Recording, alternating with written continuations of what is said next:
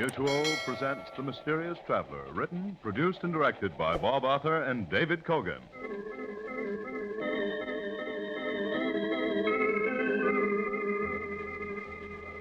This is The Mysterious Traveler, inviting you to join me on another journey into the realm of the strange and the terrifying. I hope you will enjoy the trip, that it will thrill you a little and chill you a little. So settle back, get a good grip on your nerves, and be comfortable, if you can.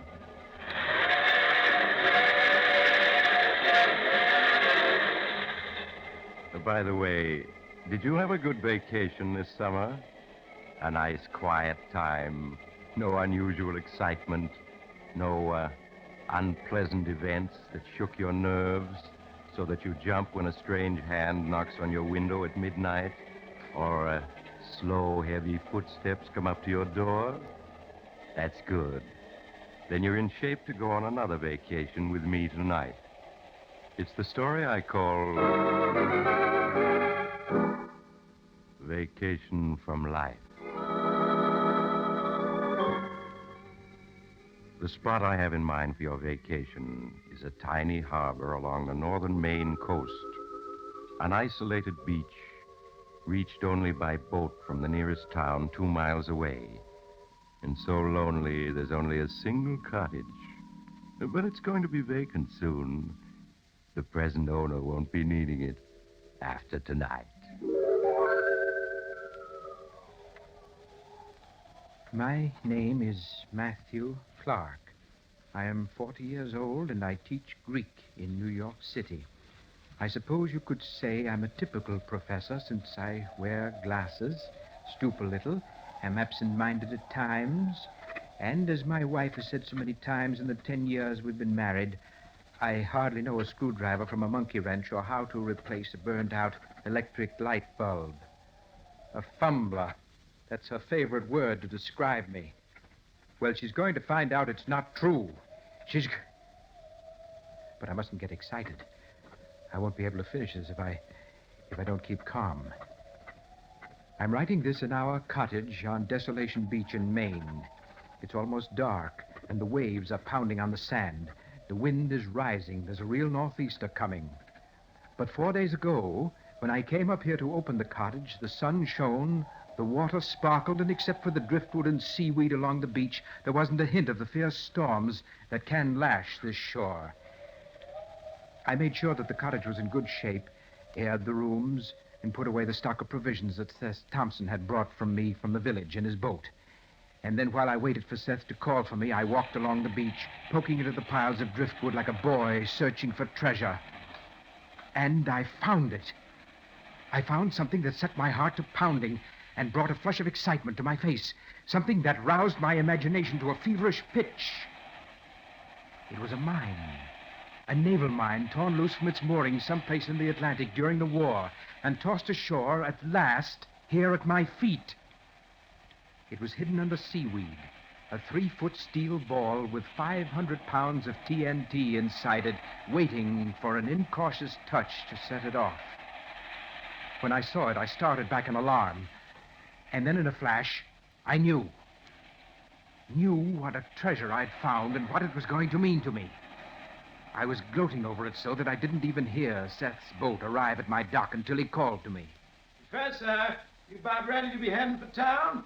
I turned to see Seth stepping down off my dock. I hurried toward him. Yes, Seth, I'm ready. I was just stretching my legs while I waited. Seen you poking around that driftwood. I figured maybe you'd found something worthwhile. Seth, what I found was a very dead codfish, an extremely odorous one. Well, here's the boat. I'll get in. Professor, for Pete's sake, don't never step right on the gunwale of a boat when it's rocking. You'll either fall into the boat and break a leg or go over the side, maybe drown. Oh, yes, of course. You've told me that before, haven't you? Not more than 11 times. Yeah, I'll hop in first. Now, give me a hand. That's it. Now, jump down here beside me. Professor, look out. Ouch! Oh, Professor, when you lose your balance in a boat, don't never grab the engine. It's usually hot. Let me see how bad you burned your hand. Well, it's not too bad. It was clumsy of me, though, wasn't it? Yeah, it was. The burn ain't bad. Just a little engine grease and fix it up. There. Now you sit down back there. Very well, Seth. You stay set down. Truth is, Professor, I don't trust you around machinery no more than I would a baby.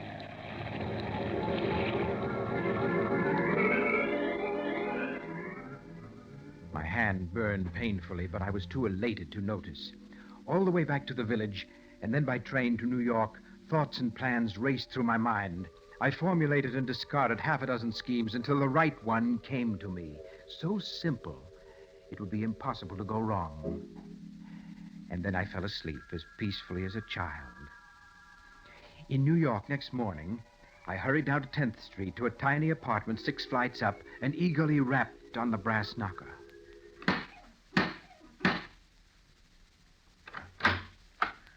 Why, Matthew. Matthew, it's you. Yes, Ruth, I know you didn't expect me so early, but here I am. Oh, I didn't expect you so early, but I am glad to see you. Won't you come in? Thank you. I'll make you some coffee. Sit down and be comfortable. I'll only be a moment.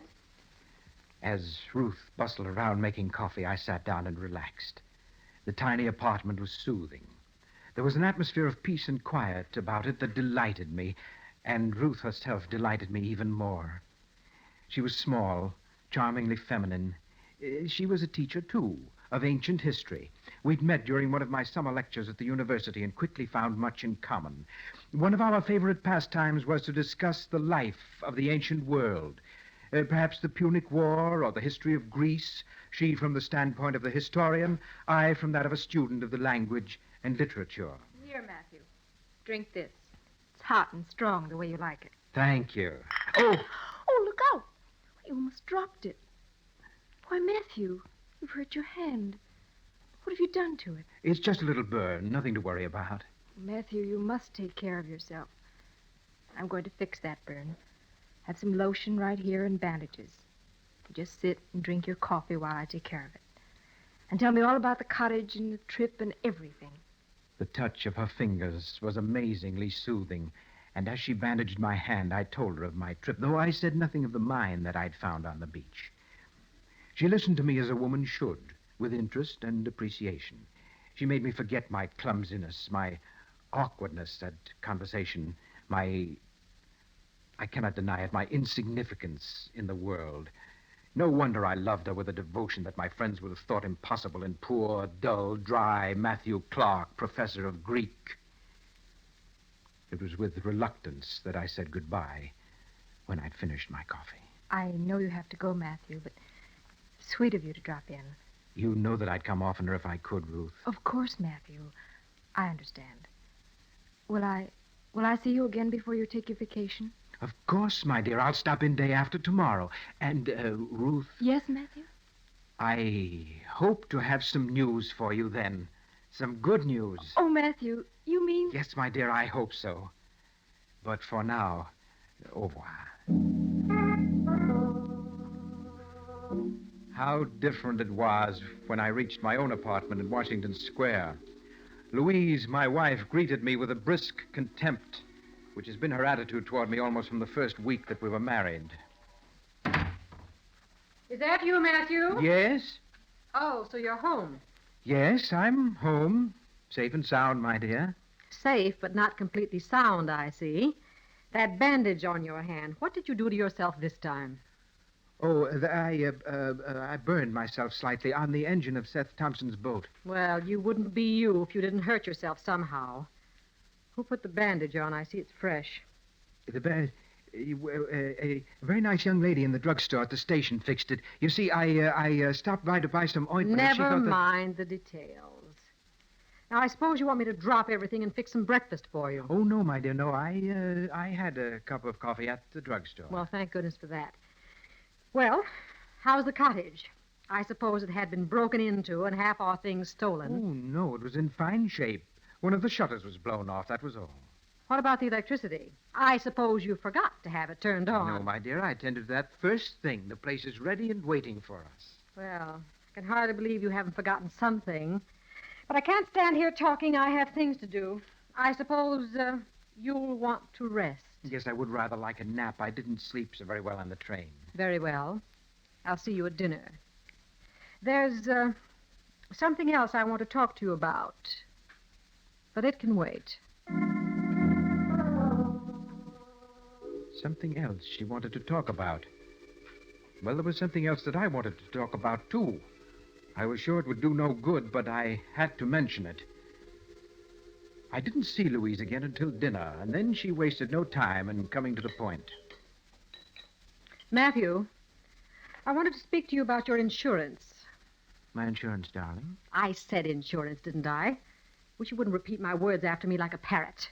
Well, I'm sorry, Louise. It's just that I rather think I'm carrying all the insurance I can afford on a teacher's salary. On a teacher's salary. That's exactly the point. Now, suppose something happens to you. What's to become of me? We certainly haven't been able to save anything. There is my life insurance. $5,000. A pittance in these times. No, Matthew, you must take out more insurance. With your ridiculous faculty for getting hurt, you might easily kill yourself at any time. Well, that's a rather callous thing to say, Louise. It's practical, that's all. Now look at your burned hand. You might just as easily have fallen overboard and drowned as fallen against the engine. Louise, I'm not a child. Which brings me to something that I want to say. Well, say it then. Louise, for some time I felt that you were dissatisfied with me as a husband. Indeed. Go on, Matthew. You seem to look upon me as a rather feeble-witted creature whom you must constantly admonish. I'm sure it can be no pleasure to you to be tied to such a man as you think me, Louise. What are you driving at, Matthew? Well, you have a very fine intelligence and great energy, and you deserve to be a free woman, able to carve a better place for yourself in the world. Yes. You're a handsome woman. You could easily find a husband more worthy of you. Someone like that insurance agent, Kurt von Walter, for instance. And just why do you mention Kurt von Walter? Well, it's just as an example. He's obviously attracted to you, that's all. And so you think I should divorce you? Well, I can't help feeling that you'd be much happier if you did, Louise. Possibly I would be. But I know my duty. Without me, Matthew, you would be quite lost. I'm sure you'd manage to kill yourself somehow within a year. I'm your wife, Matthew. And your wife I shall remain until death, as they say, do us part. Until death do us part. Well, I had tried. I'd done my best to save her. Now I had to go ahead with my own plans. After all, I had a right to some happiness, too. I may be a professor of Greek, but I'm also a man, with a man's ability to love and hate. Yes, to love Ruth and to hate Louise.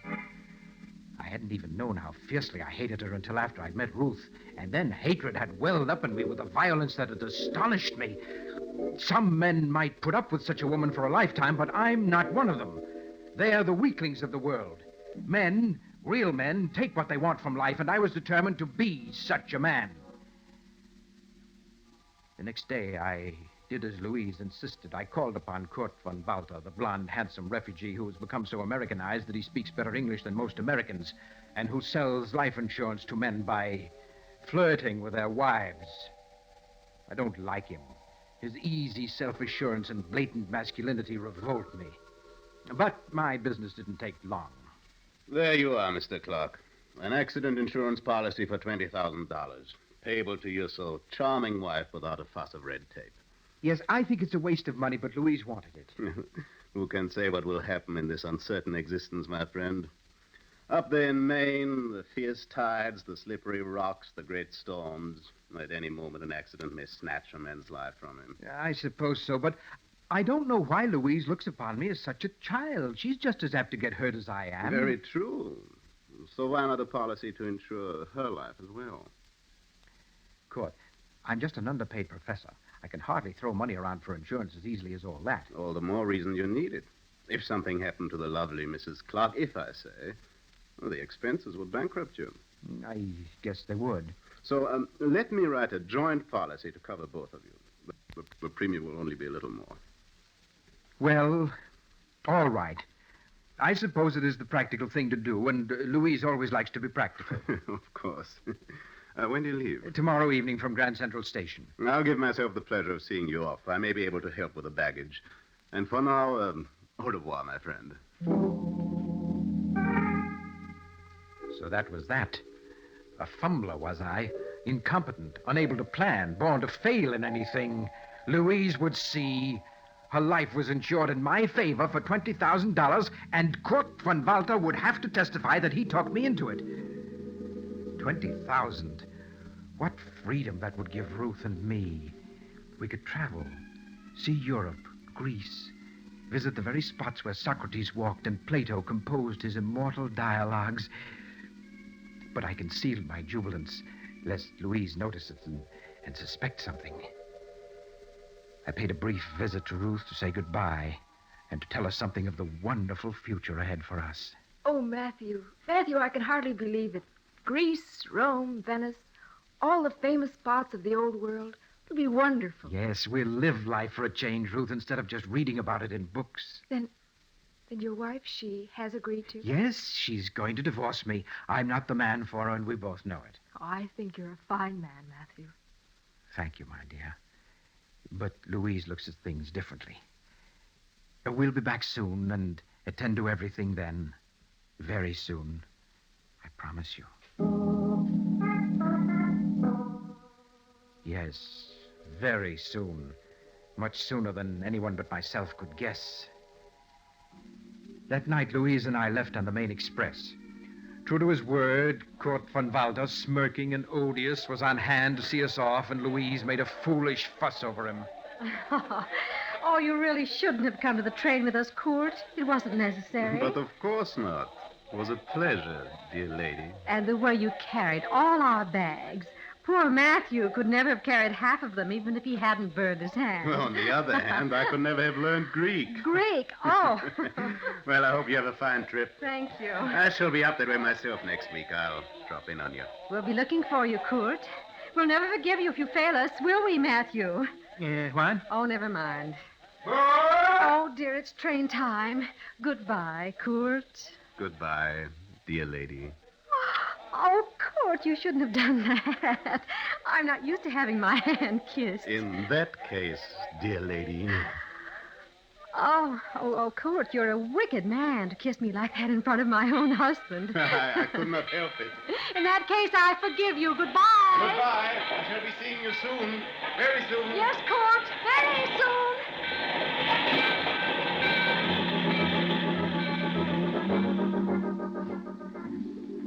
I pretended not to notice Louise's ridiculous flirting with Kurt von Walter, and we went to our drawing room.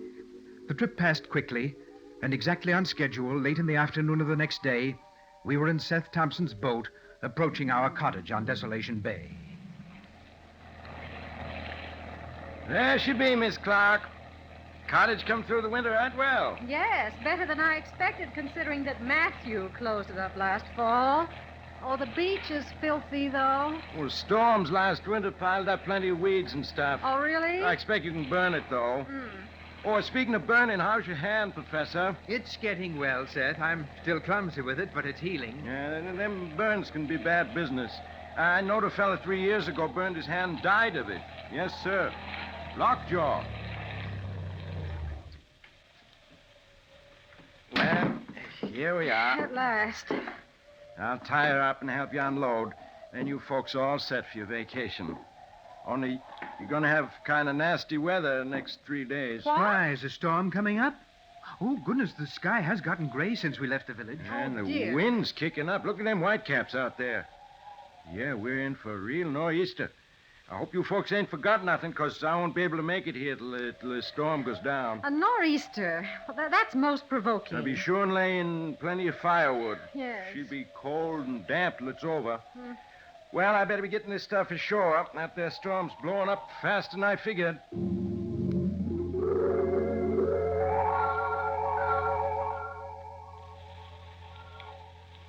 Just listen to that wind. We might at least have had a few nice days to begin our vacation.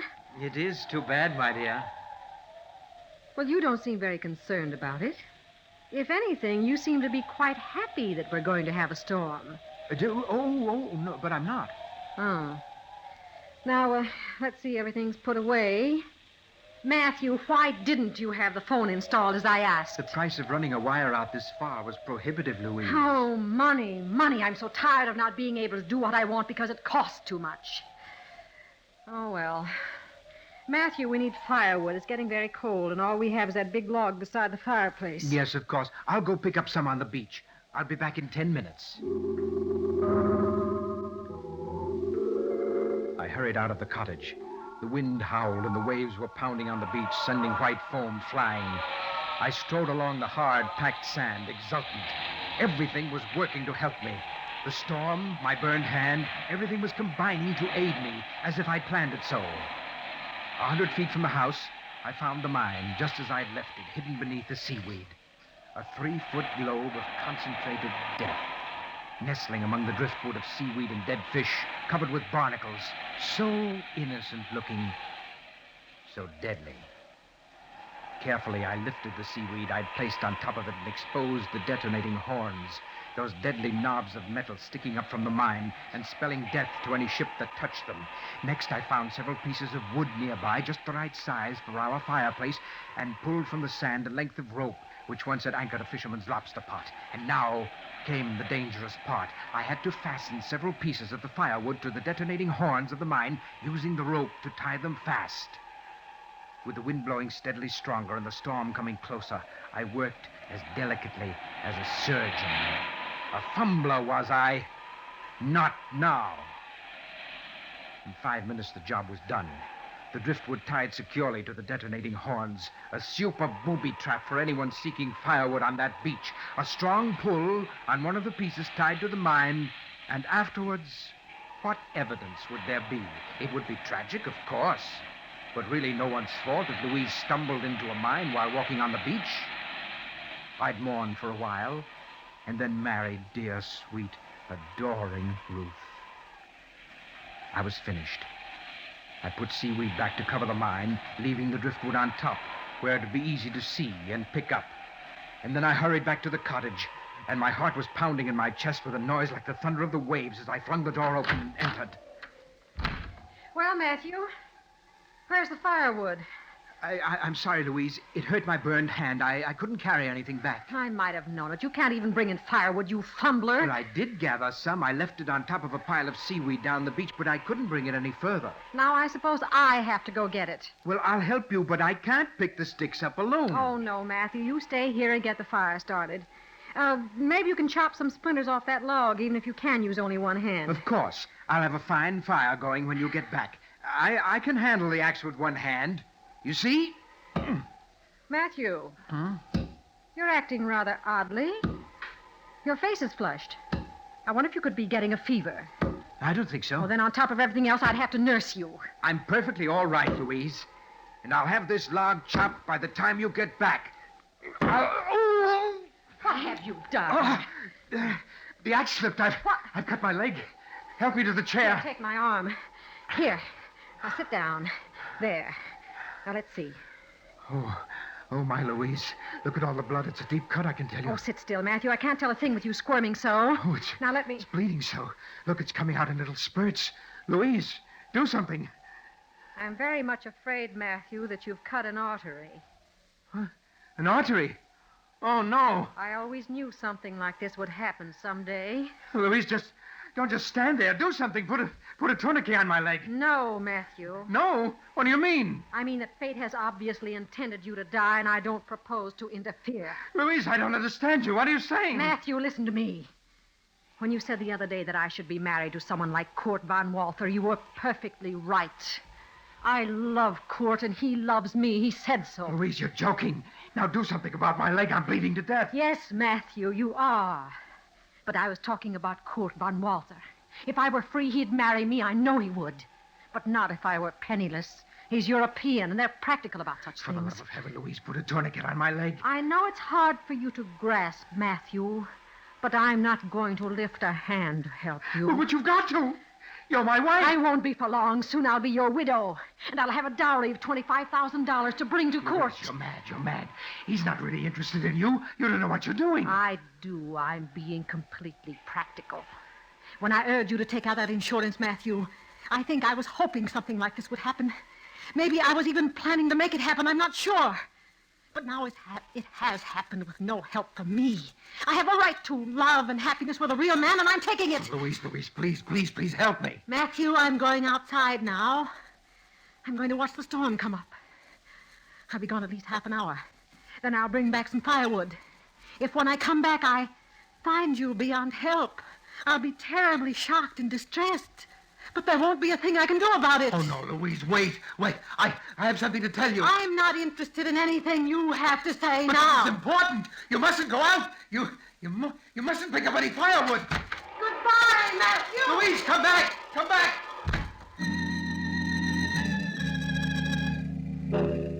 That was just a half an hour ago. Louise is out there on the beach now, watching the waves pound on the sand and waiting. And I'm sitting here getting weaker. I tried to put a tourniquet on my leg, but it only slowed the bleeding. It didn't stop it. I never was good at first aid. I never was good at anything. Just a fumbler all my life. It's too late now to help me. In a few moments, Louise will start back. She'll pick up some firewood on the beach. Probably the firewood that I left so cunningly placed because it'll be convenient. She'll pull hard. The jar will set off the detonating mechanism of the mine.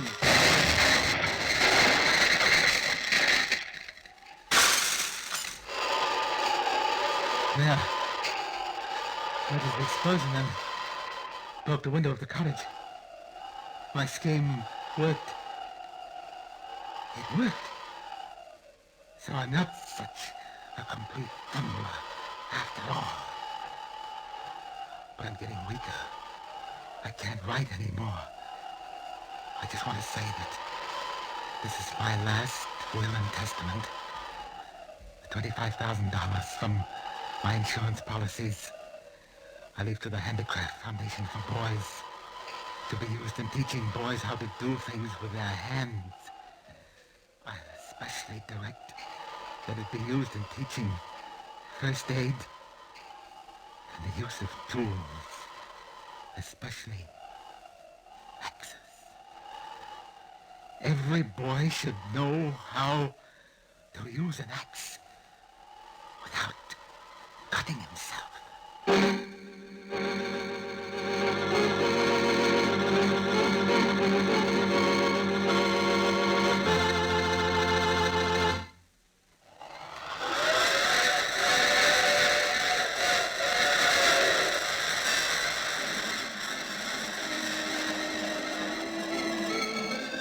This is the mysterious traveler again. So that cottage is empty now. There's really nothing wrong with it. Just a broken window and a few shingles torn loose by the explosion of that drifting mine that washed ashore down the beach. You could fix it easily. If you'd like to know where it is, I could... Oh, you have to get off here. I'm sorry. But I'm sure we'll meet again. I take this same train every week at this time.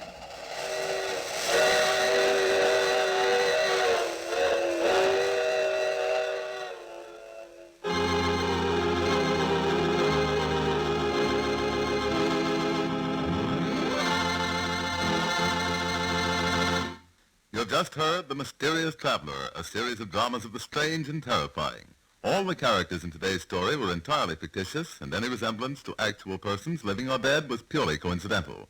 In the cast today were Maurice Toplin, Eric Dressler, Vicky Vola, Helen Titus, and Stefan Schnabel. Original music was played by Paul Taubman. The Mysterious Traveler is written, produced, and directed by Bob Arthur and David Kogan. Listen next week to a tale titled The Big Payoff, another strange and shivery tale of the Mysterious Traveler. The Mysterious Traveler has come to you from our New York studios. This is Carl Caruso speaking. This is the Mutual Broadcasting System.